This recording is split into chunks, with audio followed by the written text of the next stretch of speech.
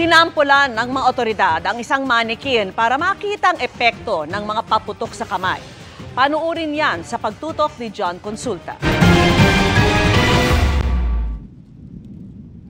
Gamit ang isang manikin at iligal na paputok, gumawa ng simulation ng PNP PRO4A 4 na araw bago magbagong taon. Unang isinalang ang paputok na King Kong na mas malaki lang ng konti sa 5-star. Maya-maya lang,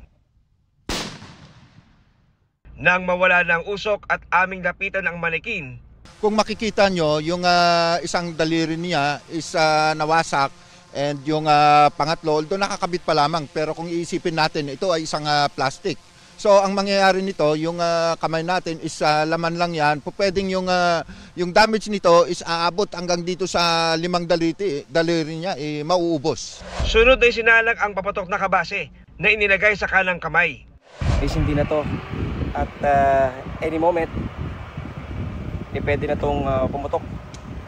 At ginagawa to ng PNP PRO4A para mapakita sa ating mga kababayan kung gaano kadelikado yung kapagamit ng mga paputok. Ayun mga kapuso, naku, napakalakas.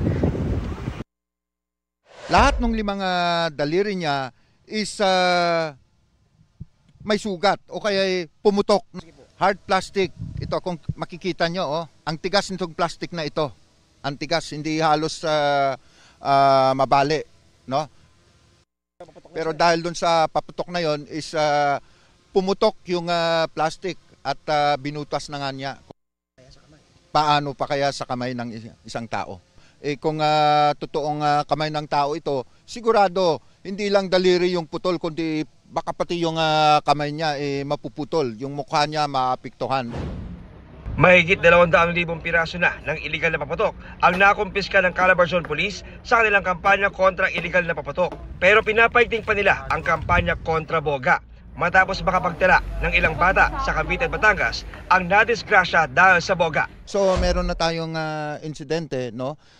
Yung pagkadisgrasya ng boga, no? Yung isa diyan is pumutok yung improvised na boga na yon sa kanyang mukha at muntik nang mabulag itong biktima na ito. Instead na happy ang New Year natin, is baka sa ospital tayo mag New Year, no? Bantayan yung mga anak natin at pigilin kung meron man tayong kapitbahay o kaya yung mga kaibigan, kasambahay na nagpapaputok dito sa tinatawag na boga at saka yung mga illegal na firecrackers.